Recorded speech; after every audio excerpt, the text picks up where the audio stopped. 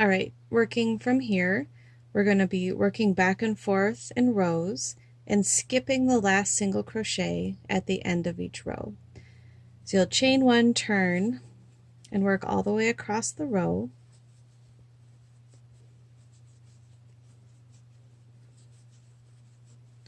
Till you get to the last single crochet. And you're just going to leave it unworked. Chain one, turn, go back this way. So this one's just going to be left there. Get some more yarn quick. You're going to move across again.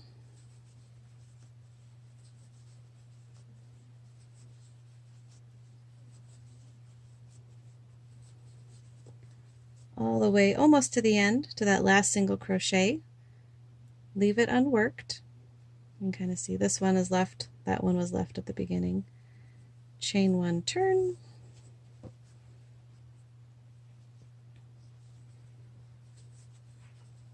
Single crochet across